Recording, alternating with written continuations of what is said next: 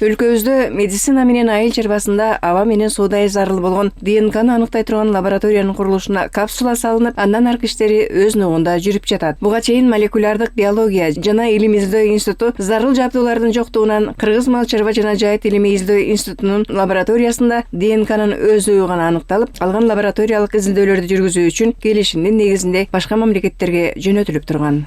Кореянын койка проектиси менен 7,5 миллиондук лаборатория тургузуп атабыз. Молекулярный геномду лабораториясын изилдөө боюнчачы геномдук айыл чарба малдардын анан өсүмдүктөрдүн адамдардын дагы геномун исследование жүргүзөбүз да. Ошол эки азыркы учурда мындай лаборатория Кыргызстанда эмес, а еще эмеде Средний Азияда да жок да. Ошо бизге салынып атат азыр, Кудай буйрса. Эмдиги 27-жылы майда берилет да, өткөрүлүп берилет. Айыл чарба малдардын жана өсүмдүктөрдүн дагы, анан адамга дагы аябай негизги талапка жооп бере турган лаборатория болуп эсептелет да болчу.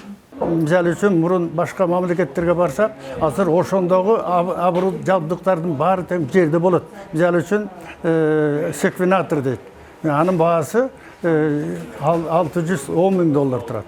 Андай ошол жоктугунан биз аны жасай алчу эмеспиз. ДНКнын курамын чыгарууга анализдер $150 акы төлөнүп, Орусияга, Белоруссияга жөнөтүлчү. Аталган лаборатория ишке кирсе, анализдердин баасы арзандап, чарбагерлерге бир кыйла жеңилдик жаралат. Кыргыз мал чарба жана жайыт илими издөө институтунун лабораториясына кореялык өнөктөштөрдүн колдоосу менен заманбап жабдуулардын алгачкы партиясы келген. Мында курулуп жаткан лабораторияда иштей турган адистерди даярдоого багытталган илимий практикалык окутуулар жүрүүдө. Буга чейин жогорку окуу жайларынын студенттери менен лабораториянын адистери Кореяга жөнөтүлүп, атайын окуулардан да өтүп келишкен. Биз Кореяга 10 баланы жибердик, өзүбүздүн сотрудниктерди жибердик. Бизде иштейдиген жаш балдар келишти. Мына Кудай буйрса бизге 5 жаш бала келди, студенттерден уже бүтүп келишти. Ошолорду жумуш калды биоцентргечи. Анан алар ветвраштар, зоотехниктер да ошолор барып окуп келишти. Өзүбүз жөнөттүк тандап алып. Ошол жактан окуп келишти, эми бияктан кайра окуп атышат да. Мына азыр окуу процесси жүрүп, азыр ар кайсы окуу жайлардан студенттер келип, анан бизде дагы өзүбүздүн сотрудниктерибиз бар. Алар дагы үйрөнүп, мисалы үчүн Кореяга барып туруп, 2 айлык курстарды бүтүп келди. Анан калганын эми жерден ушу түштүк Кореянын келген адистеринин күчү менен биз кадрларды даярдашыбыз керек. Ошонун үстүндө иштелип жатат азыр. Молекулярдык генетикалык лабораторияда Кореядан келген адистер жаштарга илимий изилдөө иштерин жүргүзүүнүн ыкмаларын көрсөтүшүүдө. Бул лаборатория айыл чарбасында гана эмес, медицинада, биологияда жана соттук экспертизада да кызмат көрсөтө алат. Ал эми ошолордун ичинен өзүбүздүн мал чарба жана айыл чарбасында кайсыл тармактарда биз пайдасын көрө алабыз бул лабораториянын.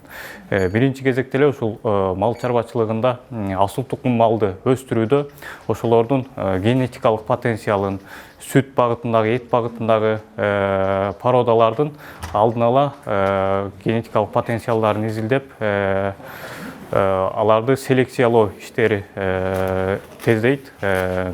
Ошол эле медицинада, ошол эле ветеринар тармактарда, микробиология, вирусология тармактарында ошол ПЦР анализинин негизинде ошолордун ооруларын, муундан муунга өтүүчү оорулардын эрте аныктап, аларды баягы топтон четтетип, таза асыл тукум малды кайрадан селекциялоого жардам бермекчи. Мындан сырткары медицинада тектерди аныктоого, ата тегин аныктоого, туугандык породалардын таза кандуулугун аныктоого аябай шарт түзүп бермекчи. 서동원이라고 합니다. 3 багытта ушу Кореядан эксперттер келип окутуу иштерин жүргүзүп жатабыз. Бул болсо генетикалык жакшыртуу, мал чарбачылыгын жакшыртуу боюнча, экинчиси мал чарбагын малды содержание деп коет, тоюттандыруу. Үчүнчүсү болсо ушул оборудованиялар менен генетикалык малдын уруктарын жакшыртуу жана өз малдын целым жакшыртуу боюнча.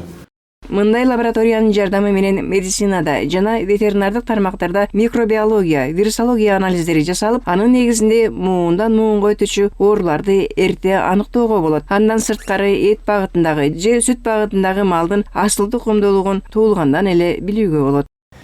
Бунун эң жакшы нерсеси жетишкендиктер болуп, бул малдардын жаңа туылганда уже эки продуктивдүүлүгүн билип койсо болот да, өсүмдүкүн.